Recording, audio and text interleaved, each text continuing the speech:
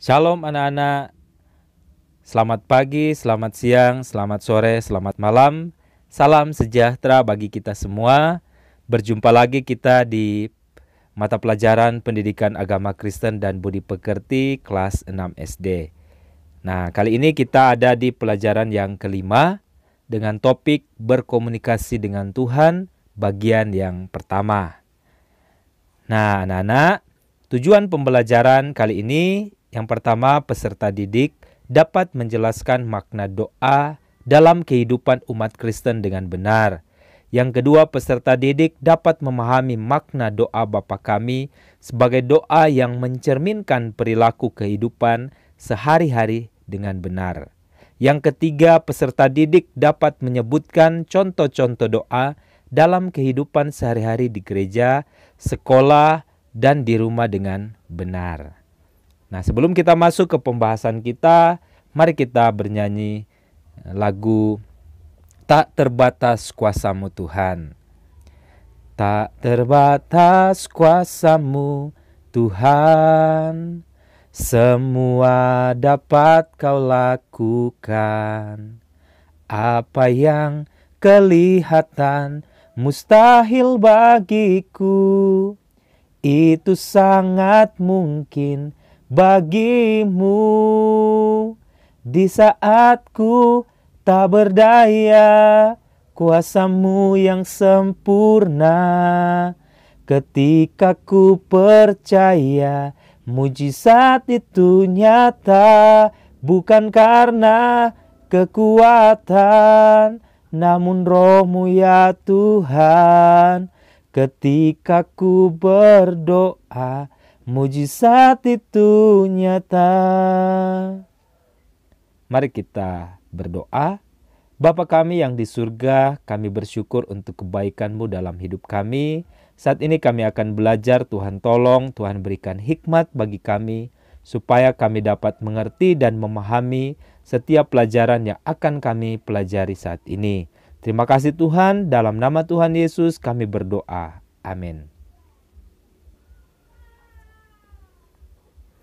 Nah, adik-adik, untuk topik kita akan membaca Alkitab, yaitu dalam kitab Matius pasal yang ke-6, ayat yang ke-9 sampai 13.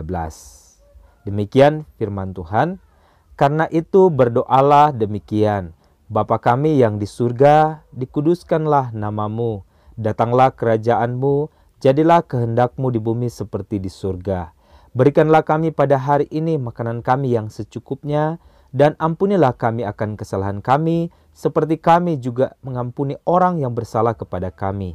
Dan janganlah membawa kami ke dalam pencobaan, tetapi lepaskanlah kami daripada yang jahat. Karena Engkaulah yang mempunyai kerajaan, dan kuasa, dan kemuliaan, sampai selama-lamanya. Amin. Anak-anak, tadi pembacaan Alkitab berkaitan dengan doa Bapa kami. Kita akan masuk di pendalaman Alkitab ya. Bagi umat Kristen, berdoa merupakan salah satu kebutuhan hidup beriman. Tanpa berdoa, seorang yang mengaku percaya kepada Tuhan sebetulnya tidak sungguh-sungguh percaya, karena ia tidak pernah berkomunikasi atau tidak merasa membutuhkan Tuhan. Berdoa adalah cara kita berkomunikasi dengan Tuhan. Berdoa adalah bercakap-cakap atau berbicara kepada Tuhan.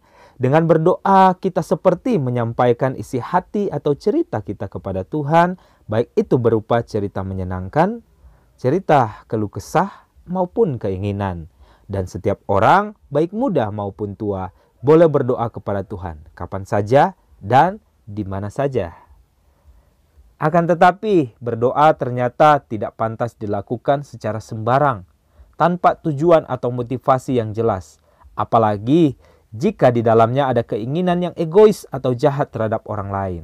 Untuk itu, melalui teks Alkitab yang kita sudah baca bersama, Tuhan Yesus mengajarkan beberapa hal tentang apa dan bagaimana berdoa kepada Tuhan dengan baik dan benar.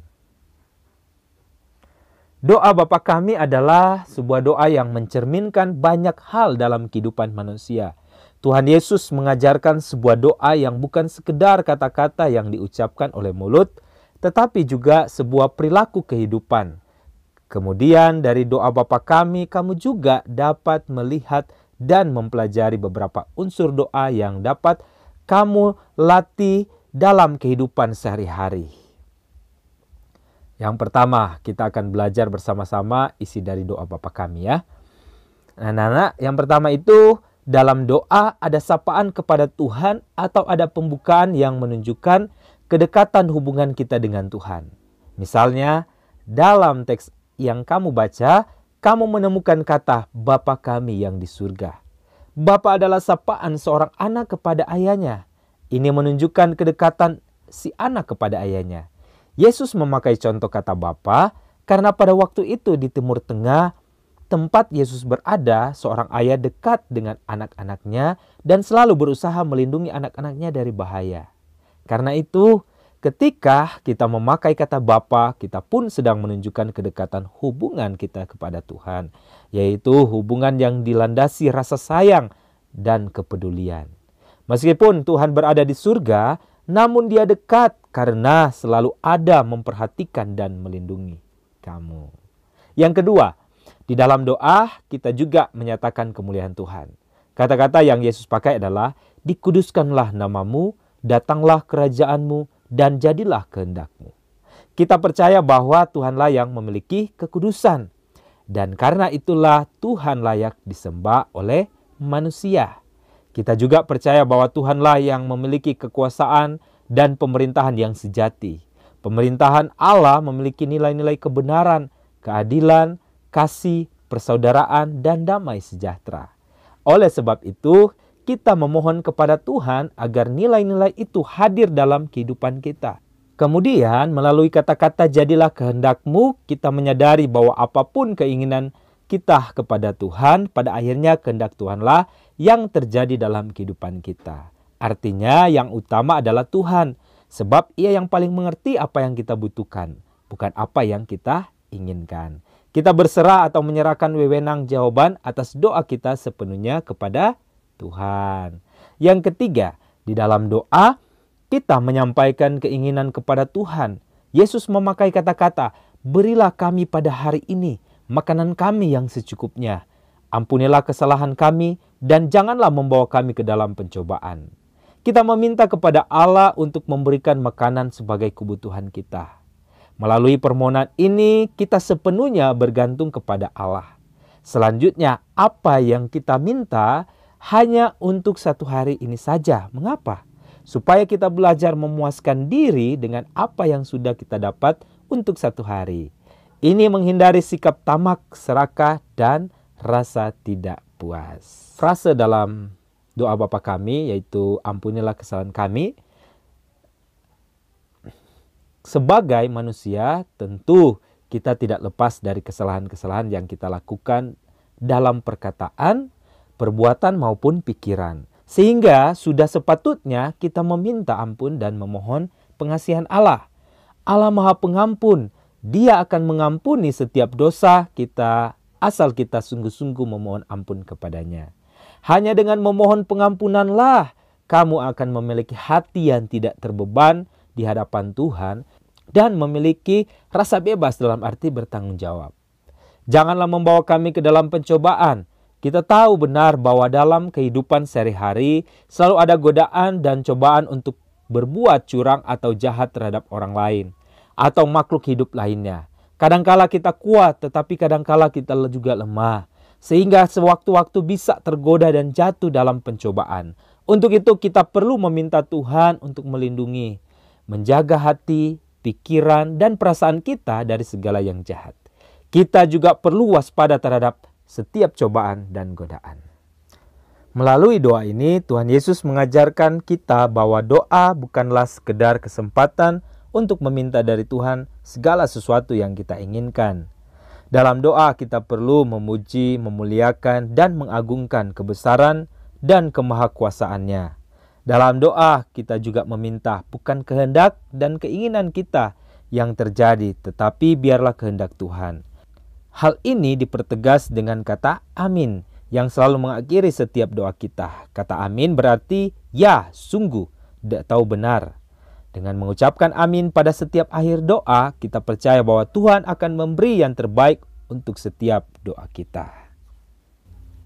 Nah, anak-anak, kita lanjut di pembacaan Alkitab, yaitu terdapat dalam Yakobus 5 ayat 13 sampai 16. Demikian firman Tuhan, kalau ada seorang di antara kamu yang menderita, baiklah ia berdoa. Kalau ada seorang yang bergembira, baiklah ia bernyanyi. Kalau ada seorang di antara kamu yang sakit, baiklah ia memanggil para penatua jemaat, supaya mereka mendoakan dia serta mengolesnya dengan minyak dalam nama Tuhan. Dan doa yang lahir dari iman akan menyelamatkan orang sakit itu, dan Tuhan akan membangunkan dia. Dan jika ia telah berbuat dosa, maka dosanya itu akan diampuni. Karena itu hendaklah kamu saling mengaku dosamu dan saling mendoakan, supaya kamu sembuh. Doa orang yang benar bila dengan yakin didoakan sangat besar kuasanya. Nah, teks kitab Yakobus menegaskan bahwa Tuhan mendengarkan doa yang disampaikan dengan sungguh-sungguh dan Tuhan mengabulkan doa kita menurut kehendak Tuhan. Yakobus mengingatkan kita bahwa doa yang dengan yakin disampaikan kepada Tuhan memiliki kuasa yang sangat besar. Karena itu, latihlah berdoa yang baik dan benar kepada Tuhan. Demikian anak-anak, untuk pembahasan kita berkaitan dengan doa. Kita sudah belajar bersama-sama bahwa doa juga pernah diajarkan oleh Tuhan Yesus ketika masih ada di dunia ini, dan Tuhan mengajarkan doa Bapa kami. Betapa banyak makna yang terkandung di dalam doa Bapa kami tersebut. Bahkan juga di dalam Yakobus. Ya. Artinya bahwa ketika kita berdoa kepada Tuhan, kita harus berdoa dengan sungguh-sungguh dan betul-betul sesuai dengan kehendak Tuhan. Dan kita harus yakin setiap doa kita. Bukan juga sekedar keinginan, tetapi kebutuhan kita sehari-hari. Nah, anak-anak, mari kita menjawab pertanyaan-pertanyaan di bawah ini. Yang pertama, apa yang kamu ketahui tentang doa? Ya, berdoa adalah cara kita berkomunikasi dengan Tuhan. Yang kedua, mengapa manusia perlu berdoa? Ya, mesti perlu. Karena manusia membutuhkan Tuhan. Karena doa adalah kewajiban orang percaya. Karena doa menyatakan hubungan dekat dengan Tuhan. Selanjutnya, yang ketiga, apa yang menjadi motivasimu dan tujuanmu berdoa? Ya, doa membangun hubungan saya atau hubungan kita dengan Yesus. Jadi supaya hubungan kita dengan Tuhan semakin erat, semakin dekat, ya. Selanjutnya, hal apa saja yang biasa kamu minta dalam doamu kepada Tuhan? Ya, tentunya sesuai dengan keinginan kita masing-masing, sesuai dengan kebutuhan juga, sesuai dengan kehendak Tuhan juga. Mungkin kita meminta kepandaian, hikmat, perlindungan, berkat, dan sebagainya. Yang kelima, jelaskan bagaimana sikapmu berdoa. Ya, berdoa dengan hati yang murni dan bersungguh-sungguh di hadapan Tuhan. Selanjutnya, kita masuk di pertanyaan yang keenam. Sebutkanlah jenis-jenis doa yang kamu ketahui di sekolah dan di gereja. Mari kita tuliskan itu dalam tabel. Misalkan kita berdoa di rumah. Ya, doa apa? Doa pagi hari setelah bangun pagi. Yang kedua, doa malam hari sebelum tidur. Ada juga doa ketika kita mau makan, ya seperti itu ya. Di sekolah, ya tentunya doa sebelum mulai pelajaran. Yang berikutnya doa setelah selesai pembelajaran. Nah, kalau di gereja, ya doa, ya banyak, ada doa mulai ibadah, doa juga sebelum firman Tuhan, ada doa syafaat, doa persembahan, doa penutup, dan sebagainya. Itu jenis-jenis doa. Nah, anak-anak, sekian untuk pembahasan kita kali ini. Bagian yang pertama, mari kita bernyanyi bersama-sama baca kitab suci. Baca kitab suci, doa tiap hari, doa tiap hari, doa tiap hari. Baca kitab suci, doa tiap hari kalau mau tumbuh. Kalau mau tumbuh, kalau mau tumbuh, Glory haleluya, baca kitab suci, doa tiap hari kalau mau tumbuh. Mari kita berdoa. Bapa kami yang di surga, kami bersyukur karena Tuhan sudah menolong kegiatan pembelajaran kami sehingga boleh selesai dengan baik. Di dalam nama Tuhan Yesus kami berdoa. Amin. Demikian untuk pembahasan kita. Terima kasih anak-anak. Tetap semangat belajar, tetap jaga kesehatan. Tuhan memberkati. Shalom.